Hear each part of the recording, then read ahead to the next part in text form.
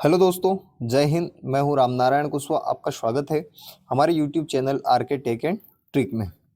दोस्तों, आज हम बात करने वाले हैं कि क्या वाकई में जो कट ऑफ है एमपी पुलिस का एमपी पुलिस का एमपी पुलिस का जो कट ऑफ है, क्या वाकई में कट ऑफ है, क्या वाकई में अधिक होगा। क्योंकि दोस्तों, ऐसी कई सारी संभावनाएं लग रही है या ऐसी आशंका लग रही है कि जो इसका कट ऑफ है अब वो अ, और अधिक हो सकता है या होने की इसकी संभावना है। क्योंकि दोस्तों, इसके भी दो तीन कारण हैं और इसके कारण क्या क्या है इसको भी हम समझ लेते हैं। जैसे मान लीजिए, अभी सुप्रीम कोर्ट का एक आदेश आया है जिसमें सुप्रीम कोर्ट ने एक चीज साफ कर दी है या क्लियर कर दी है कि जो रोजगार पंजीयन के कारण रोजगार पंजीयन के कारण जिन भी कैंडिडेट को बाहर किया गया था, वो कोई वैलिड रीज़न नहीं था। उनको बाहर करने का या उनको अयोग्य घोषित करने का कोई वैलिड रीज़न नहीं है कि आप रोजगार के कारण किसी को भी आउट कर दो या अयोग्य घोषित कर दो। क्योंकि कोर्ट ने एक चीज़ यहाँ पे कही है कि योग्यता, दक्षता, मानसिक और जो शारीरिक फिटनेस है, इसमें अगर किसी प्रकार की कोई भी अगर कमी है तो वहाँ व्यक्ति को आप या जो भी अभ्यर्थी है उसको आप बाहर कर सकते हैं। लेकिन रोजगार पंजीयन एक ऐसा डॉक्यूमेंट नहीं है जिसके कारण एक योग्य अभ्यर्थी को अयोग्य घोषित करके उसको एक भर्ती से या भर्ती प्रक्रिया से बाहर कर दिया जाए। तो इस टाइप से दोस्तों एक बड़ा सुप्रीम कोर्ट का एक आदेश आया है या उसका फैसला आया है। तो उसके कारण जैसे एमपी पुलिस के जब फिजिकल चल रहे थे, फिजिकल, तो फिजिकल में कई सारे कैंडिडेट को यहाँ पे अयोग्य घोषित किया गया था। तो यहाँ पे अयोग्य घोषित कर दिया गया था और कई सारे ऐसे स्टूडेंट थे, कैंडिडेट थे जिनको डॉक्यूमेंट वेरिफिकेशन में बहुत ज़्यादा बाहर किया गया। और डॉक्यूमेंट सिर्फ एक था, जो था रोजगार पंजीयन।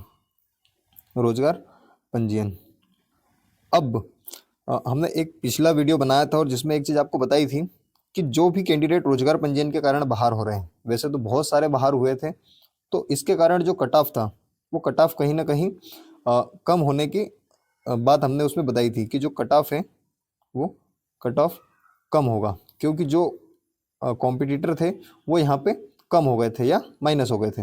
लेकिन दोस्तों, अब ये कॉम्पिटिटर अगर वापस से ऐड होते हैं और इनकी भी प्रोसेस आपके साथ चलेगी, तो कहीं ना कहीं संभावना है कि जो आपका कट ऑफ है वो कट ऑफ जो भी नंबर है, जैसे मान लीजिए अगर 2 नंबर ही मान लीजिए, 2 या 3 नंबर, 5 नंबर तक भी आपका कट ऑफ अधिक हो सकता है। क्योंकि जब कॉम्पिटिटर अधिक होंगे तो आपके कट ऑफ में कहीं ना कहीं फर्क पड़ेगा। इसके बाद आप एक चीज़ देखेंगे कि इसको लगभग काफ़ी समय हो चुका है। वैसे अगर देखा जाए तो इसको लगभग 4 से 5 महीने होने में आए हैं फिजिकल के। अब 4 से 5 महीने हो चुके और 4 से 5 महीने में अभी तक इसका जो रिजल्ट है फाइनल या जो मेरिट है या मेरिट नहीं दी गई है। तो कहीं ना कहीं संभावना ये भी है कि अगर इसमें मान लीजिए किसी प्रकार की कोई भी ऊपर नीचे चीज़ें होती है तो फिर वो कट ऑफ को और ऊपर ले जाएगी। क्योंकि कट ऑफ को ले जाने के लिए या ऊपर करने के लिए कोई जब भी इतना अगर मान लीजिए कोई लेट हो रहा है या इसमें किसी प्रकार की कोई भी गड़बड़ी होती है तो फिर ये कट ऑफ ऊपर जाने की और भी हमारे पास आशंकाएं होती है कि हाँ, हो सकता है ये कट ऑफ ऊपर जाएगा या इसमें नंबर बढ़ेंगे। इसके अलावा एक और चीज़ है दोस्तों, जो अभी नया नॉर्मलाइजेशन आया है। वैसे तो नॉर्मलाइजेशन आया है तो नॉर्मलाइजेशन में एक चीज़ बता दी गई है कि जो नॉर्मलाइजेशन के रूल्स हैं वो अप्लाई होंगे 1/1/2025 से। यानी कि 1 जनवरी 2025 के बाद से जितनी भी भर्तियां होगी उनमें या जितनी भी एग्ज़ाम्स होगी उनमें जो न्यू नॉर्मलाइजेशन सिस्टम है वो यहाँ पे अप्लाई होगा।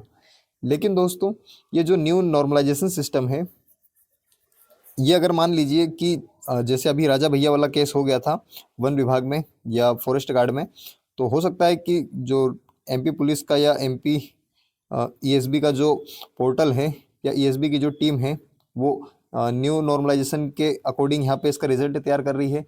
तो हो सकता है कि इसमें भी अगर मान लीजिए अगर नए नियम के अकॉर्डिंग या जो नया नॉर्मलाइजेशन सिस्टम है इसके अकॉर्डिंग अगर रिजल्ट तैयार कर रही है तो हो सकता है इसमें भी देरी हो। अगर और ये जो नया नियम है अगर इसको इसमें अप्लाई किया जाता है तो फिर इसमें जो कट ऑफ है और इसमें बढ़ने की संभावना है। तो ये इस टाइप से एक दो हमारे जो पॉइंट्स थे, या हमें लगता है कि इन पॉइंट्स से जो कट ऑफ है वो हमारा अधिक हो सकता है।